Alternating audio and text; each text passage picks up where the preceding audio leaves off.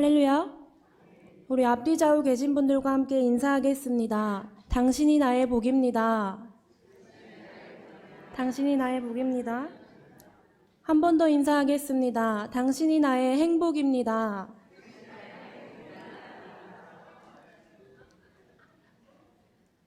여러분 반갑습니다. 오늘 함께 나눌 말씀은 그렇게 유명하진 않은 한 남자의 이야기입니다.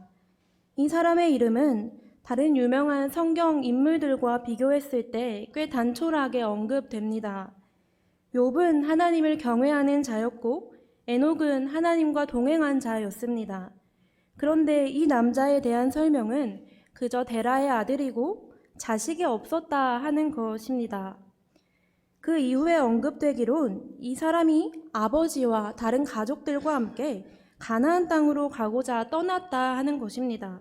딱히 아직까지는 이 사람이 어떤 유명한 사람이었는지 어떤 사람이었는지 자세히 성경에 나와 있지 않습니다.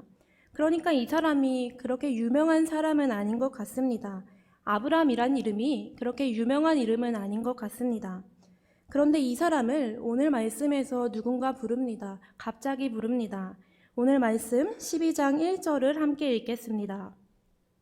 여호와께서 아브람에게 이르시되 너는 너의 고향과 친척과 아버지의 집을 떠나 내가 내게 보여줄 땅으로 가라. 갑자기 떠나라고 하십니다. 너의 본토 아버지의 집을 떠나서 내가 지시할 땅으로 가라고 하십니다. 오늘 말씀은 바벨탑 이후에 하나님께서 시작하신 새로운 일에 대한 이야기입니다. 어느 한 사람 아브람을 부르셔서 새로운 구원의 역사를 시작하시는 이야기입니다. 그 이야기가 오늘 아브람을 부르시며 시작합니다. 오늘 말씀 바로 전장인 11장에서는 신할에서의 바벨탑 사건이 기록되어 있습니다. 저희가 창세기 11장 4절 말씀을 함께 보겠습니다. 함께 읽습니다. 또 말하되 자 성읍과 탑을 건설하여 그 탑 꼭대기를 하늘에 닿게 하여 우리 이름을 내고 온 지면에 흩어짐을 면하자 하였더니 바벨탑은 대홍수 사건 이후에 사람들이 쌓은 하나님에 대한 도전이며 반역이었습니다. 이들이 바벨탑을 쌓은 이유는 탑 꼭대기를 하늘에까지 닿게 하여서 우리의 이름을 내고 흩어짐을 면하자 하였던 것인데요. 여기에서 이름을 내겠다 하는 것은 한 고대 철학자에 따르면 바벨탑을 쌓는 데 사용한 벽돌에 쌓고 있는 사람의 이름을 적었다고 합니다. 어쨌든 우리의 이름을 좀 내겠다 하는 것입니다. 이름을 내는 것은 우리도 참 좋아하는 일입니다. 전국의 유명한 산에 올라가 보면 큰 바위에는 수많은 이름들이 적혀 있습니다. 내가 여기까지 올라왔다 하는 것입니다. 듣기로는 유럽에서 가장 높은 산인 몽블랑에도 한국 사람 이름이 쓰여 있고 스위스의 융프라우에도 어김없이 한국 사람 이름이 적혀 있다고 합니다. 방명록 같은 느낌인 것 같습니다. 이렇게 자기 이름을 내고자 하는 것은 꽤 흔하게 우리 안에 있는 마음입니다. 하나님께서는 결국에 흩어짐을 면하고자 자기의 이름을 적어서 쌓았던 그 탑을 온 지면에 흩어버리시고 깨어지게 하셨습니다. 높이고자 했던 그 이름들이 산산조각이 나서 흩어져 버렸습니다. 그 다음 말씀이 바로 오늘 말씀인 12장의 말씀입니다. 하나님께서 오늘 아브람을 부르십니다. 바벨을 흩으신 후에 새로운 일을 하려고 하시는데 굳이 이름 없는 아브람을 부르셨습니다. 앞에서 언급했듯이 아브람은 당시에 그렇게 유명한 사람이 아니었습니다. 그저 갈대아 우르에 살던 데라의 아들 중 한 명이고 그 외에는 특별하게 이 사람이 어떤 사람인지 소개되지 않습니다.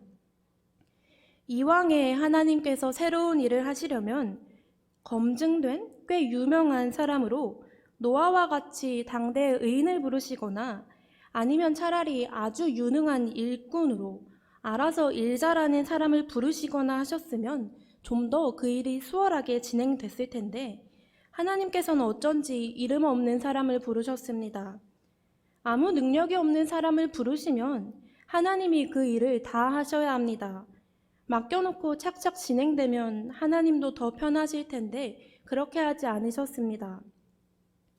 이렇게 되면 우리는 아브라함에게 그래도 하나님이 부르실 만한 어떤 특별한 점이 있었을 것이라고 생각하게 됩니다. 저희가 굳이 아브라함의 배경에 대해서 살펴보자면 여호수아서 24장 2절의 말씀입니다. 제가 읽겠습니다.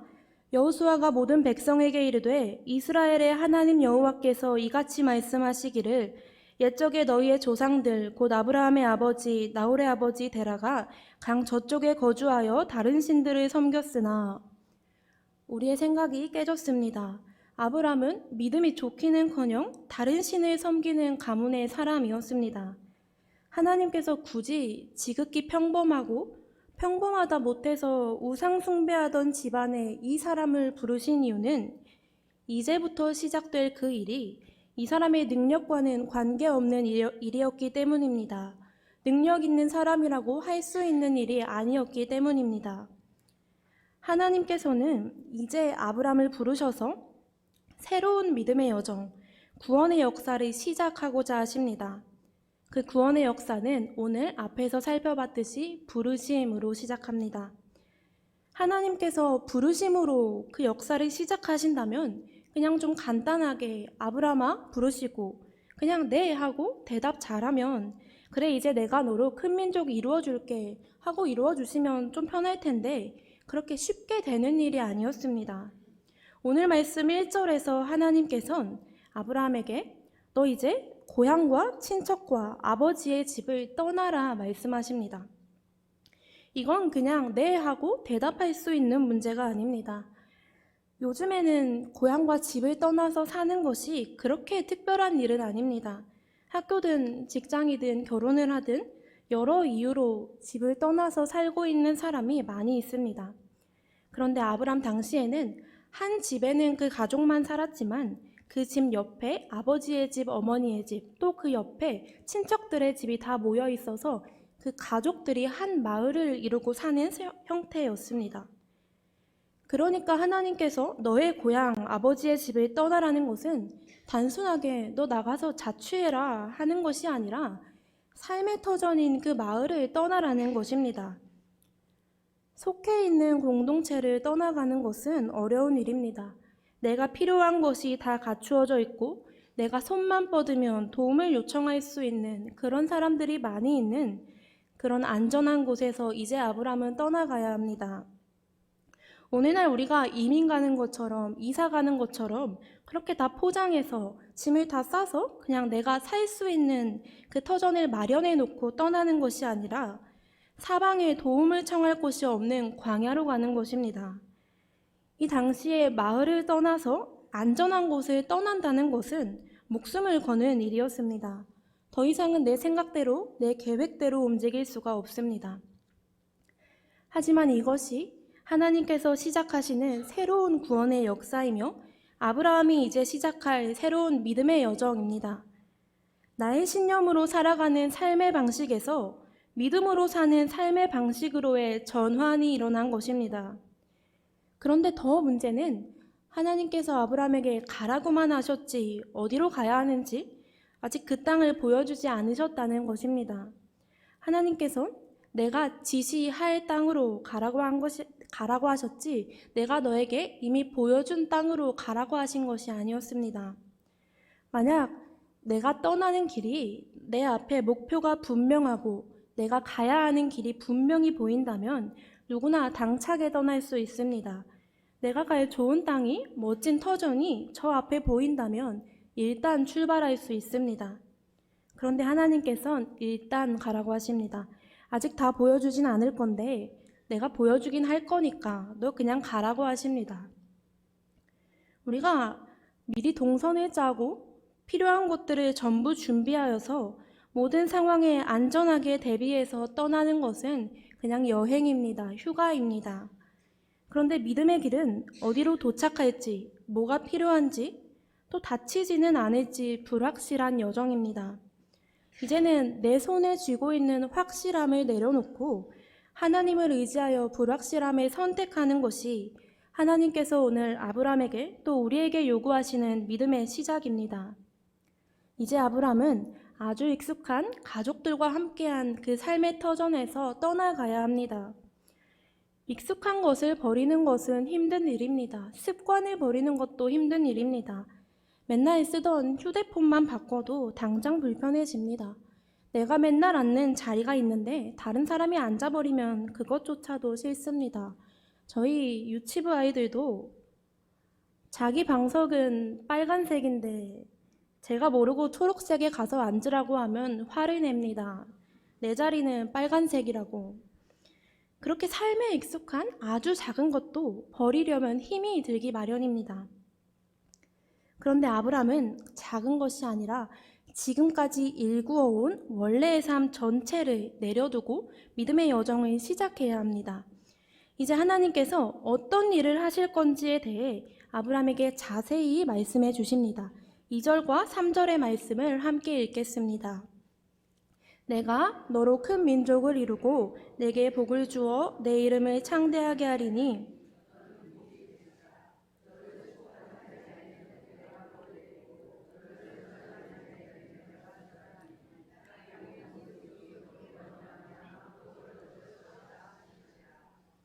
아멘. 하나님께서 아브람에게 세 가지 약속을 하십니다. 먼저는 내가 너로 큰 민족을 이루겠다 말씀하십니다. 그런데 여기서 시작부터 뭔가 좀 이상합니다.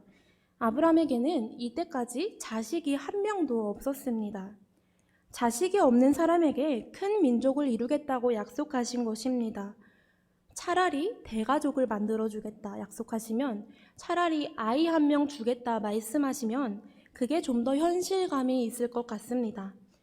두 번째로는 너의 이름을 창대하게 하겠다 말씀하시는데 실제로 아브람의 이름은 굉장히 창대해졌습니다.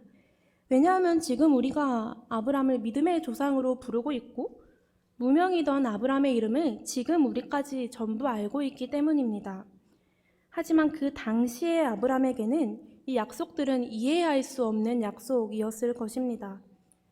사람들이 생각하는 복과 우리가 원하는 복은 당장 아들 하나 주시지, 당장 나 좀 번성하게, 당장 나 좀 잘 살게 해주시지 하는 것입니다. 우리의 관심과 우리가 갈망하는 것은 이 땅에서 잠깐 잘 사는 것입니다. 그러니까 이 정도 꿈을 가지고 있으니까 큰 민족을 이루어주시고 이름을 창대하게 해주시고 하는 것들이 잘 보이지도 않고 잘 들리지도 이해가 되지도 않는 것입니다. 오늘 우리의 관심이 어디에 있는지, 당장 오늘 하루 잘 사는데 치중해서 내 손에 꼭 쥐고 있는 어떤 욕심에 치중해서 하나님께서 선물하신 구원의 기쁨을 또 잠깐 즐거움이 아니라 영생의 기쁨을 잊고 있는 것은 아닌지 우리는 날마다 점검해 보아야겠습니다. 세 번째로 하나님께서는 아브람에게 너는 복이 될지라 말씀하십니다. 오늘 말씀의 제목이기도 한데요. 내가 복이 된다고 합니다. 복 받고 싶어서 애를 쓰던 내가 복 자체가 된다고 합니다. 사실 여태까지 거의 모든 일들이 복 때문에 생긴 일입니다. 11장의 그 바벨탑도 결국엔 복 때문이었습니다. 내 이름을 내서 복 좀 받으려고 그렇게 애쓰면서 내 이름을 적어서 쌓아 올렸던 것입니다. 내가 복이 된다는 것은, 내가 복 자체가 된다는 것은 더 이상은 복을 구하며 살지 않아도 된다는 것입니다. 항상 부족감에 시달리며 가져도 불안하고 행여 뭐라도 놓칠까 이 주먹을 꽉 쥐고 있는 그 손을 이제는 우리가 풀어도 되겠다는 것입니다. 엄청난 자유입니다. 엄청난 복음입니다. 하나님의 구원의 역사는 이렇게 묶여있던 것들로부터 우리를 완전하게 자유하게 하는 것입니다. 또한 복이 된 사람들은 누가 나를 저주하면 하나님이 대신 저주하시고 누가 나를 축복하면 하나님이 그 사람에게 복을 내려주시겠다고 합니다. 그 말은 이제부터는 누가 나를 저주하든 축복하든 이젠 상관이 없다는 것입니다. 왜요? 하나님께서 알아서 처리하시겠다 말씀하셔서 그렇습니다. 누가 나를 저주할까? 저 사람 혹시 나를 싫어하는 건 아닐까? 내가 뭔가 잘못한 건 아닐까?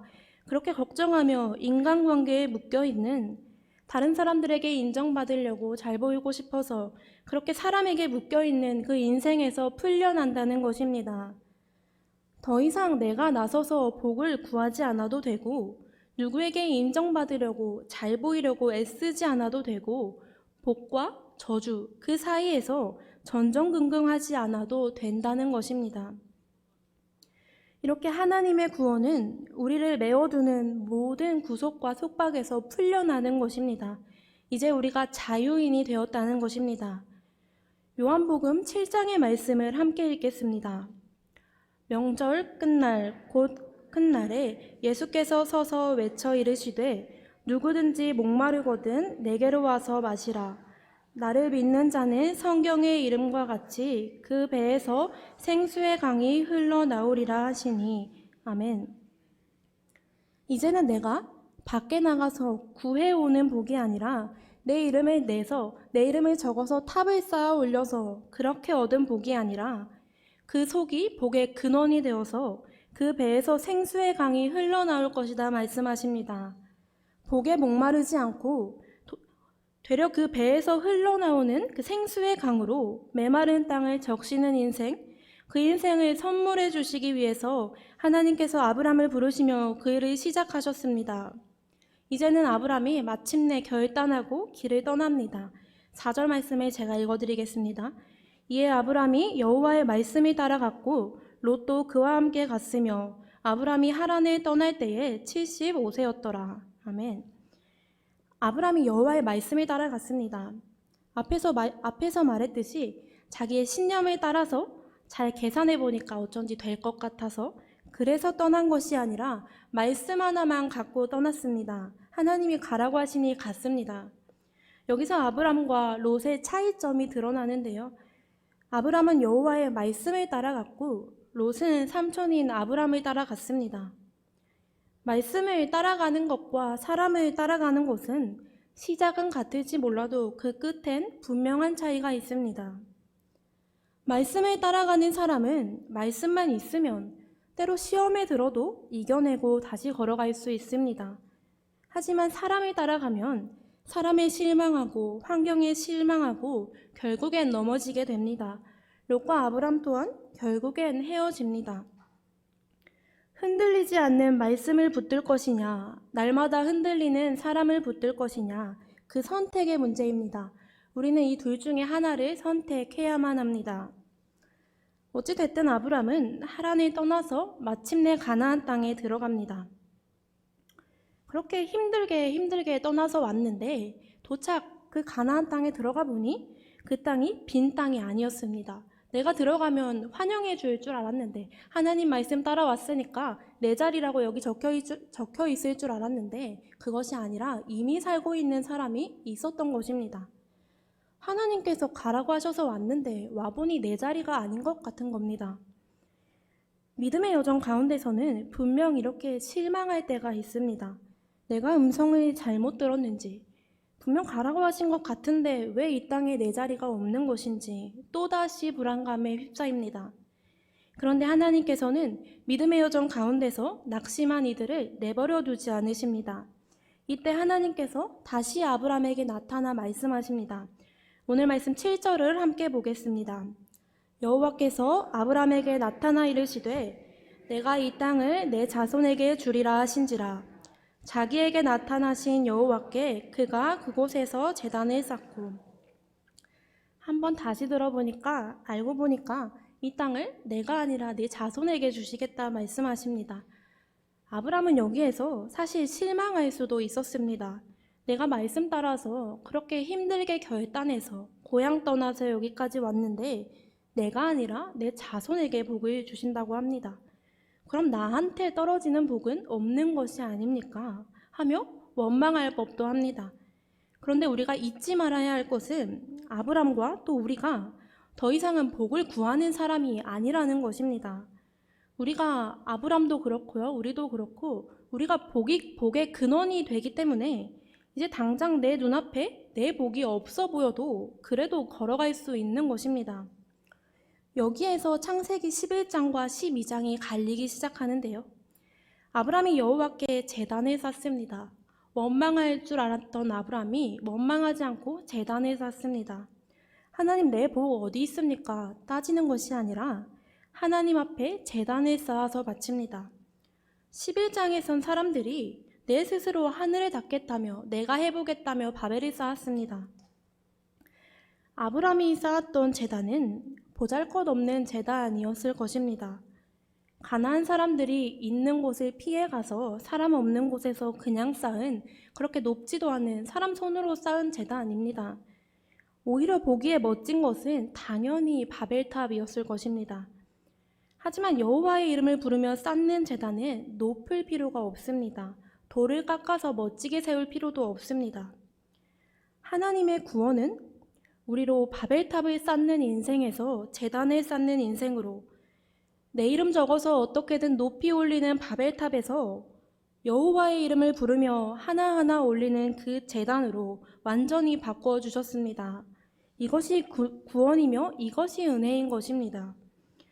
우리는 멋지게 올라간 바벨을 보고 부러워할 필요가 없습니다. 자기 이름들이 높이 올라간 그 탑을 보면서 실망할 필요가 없습니다. 무너질 것입니다. 우리는 우리의 이름 대신에 여호와의 이름을 올리는 사람들, 우리의 이름을 지우고 예수 그리스도의 이름으로 하나 된 지체이기 때문입니다. 그때 하나님께서 우리 이름들을 하나도 땅에 떨어지게 두지 않으시고 하나님의 손으로 하나님의 앞에 우리의 이름을 두십니다. 우리의 제단이 보잘것없어서 우리의 이름이 사라지는 것이 아니라, 어디에 내 이름이 잘 안 보여서 사라지는 것이 아니라, 우리가 여호와의 이름을 부를 때 우리의 이름은 세상 높은 곳이 아니라 하나님께 상달된다는 것입니다. 이사야 66장의 말씀을 함께 읽겠습니다. 내가 지을 새 하늘과 새 땅이 내 앞에 항상 있는 것 같이 너희 자손과 너희 이름이 항상 있으리라. 여호와의 말이니라. 아멘. 우리의 이름이 높아지는 것보다 하나님의 이름이 높임을 받는 것이 옳은 일인 줄 믿습니다. 우리 이름이 바벨에 쓰여 높이 올라가는 것보다 우리 이름이 하나님 앞에 놓이는 것이 더 복된 일인 줄 믿습니다. 이제 아브람은 점점 남방으로 옮겨갑니다. 남방으로 옮겨가는데 이제부터 아브람이 다시 걸어야 하는 길도 그렇게 쉬운 길이 아닙니다. 여기서 남방은 네게브라는 광야였습니다. 아브람이 이제는 좋은 땅으로 가는 것이 아니라 이제야 광야로 들어가기 시작합니다. 우리가 걸을 믿음의 길 또한 더 쉬운 길이 아닙니다. 오히려 더 어려울 수 있고 자꾸만 낙심될 수 있습니다. 세상의 길이 더 쉬워 보이고 바벨을 쌓는 인생이 더 좋아 보일 수 있습니다. 하지만 그럼에도 우리가 믿음의 길을 걸어가는 이유는 세상이 좋다고 하는 인생보다 하나님이 좋다고 하시는 인생이 옳기 때문입니다. 이 땅은 영원하지 않지만 하나님의 나라는 영원하기 때문입니다. 하나님의 부르심을 받아 믿음의 길을 걸어가는 사랑하는 홍광의 모든 성도 여러분, 구원받은 백성으로서 또 자유함을 얻은 백성으로서 주님께서 보여주실 길을 믿음으로 담대히 걸어가시는 저와 여러분 다 되시길 주님의 이름으로 축복합니다. 그때 하나님께서 우리의 제단을 통하여 하나님의 일을, 하나님의 나라를 이 땅 위에 반드시 세워주실 줄 믿습니다. 이제 말씀을 기억하며 합심해서 기도하겠습니다. 먼저 우리가 하나님의 부르심을 받은 백성으로서 그 부르심에 주저없이 응답할 수 있도록 그렇게 바벨을 쌓는 인생이 아니라 여호와의 이름을 부르며 제단을 쌓는 신실한 하나님의 백성 되게 하옵소서. 이 땅에 묶여있는 것이 아니라 하나님께 참된 자유를 얻어서 복의 근원이 되게 하시며 하나님을 찬양하는 인생 되게 하옵소서.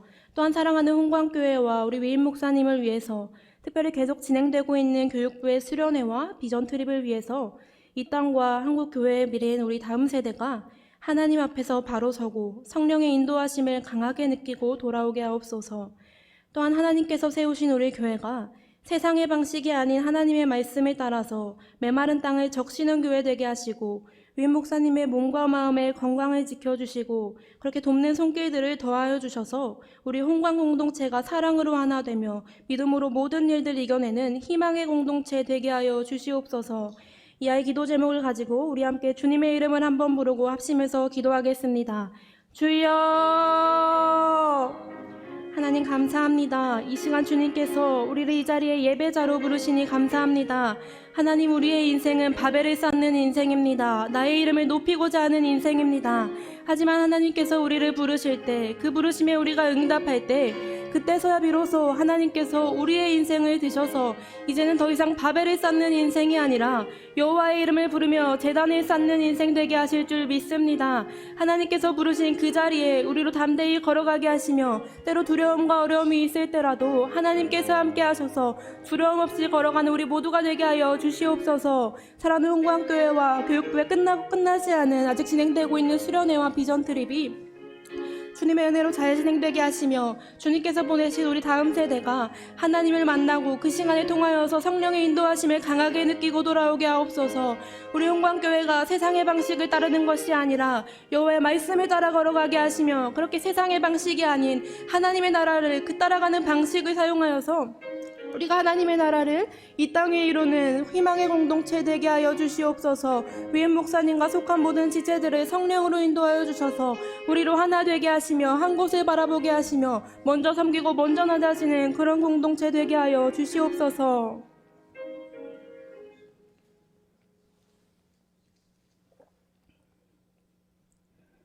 하나님 감사합니다. 이름 없는 우리를 예수 그리스도의 이름으로 하나 되게 하시니 감사합니다. 보잘것없는 인생 사랑해 주셔서 귀하게 살게 하시니 감사합니다. 하나님, 우리는 우리의 익숙한 자리에서, 우리의 신념의 자리에서 벗어나 떠나는 것에 때로 어려움을 느낍니다. 두려움을 느낍니다. 그러니 주님께서 이러한 우리의 연약함을 불쌍히 여겨주시고 하나님의 부르심 앞에서 두려움을 벗어던지고 담대히 응답할 수 있는 주님의 백성 되게 하여 주시옵소서. 하나님, 이제 우리는 바벨을 쌓는 인생이 아니라 우리의 이름을 높이 올리는 인생이 아니라 하나님의 이름을 부르며 하나님 앞에 제단을 쌓는 인생이 되기 원합니다. 이 땅에 매여 있는 것이 아니라 하나님 앞에서 자유하기 원합니다. 하나님, 우리의 이름을 지워 하나님 나라를 이루어가는 일에 사용하여 주시옵소서. 사랑하는 홍광교회를 이 자리에 세워주시니 감사합니다. 우리가 합심하여 여호와의 이름을 부르며 나아갈 때 하나님께서 메마른 이 땅을 생수의 강으로 적셔주실 줄 믿습니다. 세우신 목사님과 속한 모든 지체들을 사랑으로 보호하여 주시며 여호와의 이름으로 하나 되게 하여 주시옵소서. 그렇게 우리의 인생을 통하여 하나님 높임을 받아 주시옵소서. 감사합니다. 복의 근원이 되시며 우리 이름의 주인이 되시는 우리 주 예수 그리스도의 이름으로 기도드립니다. 아멘.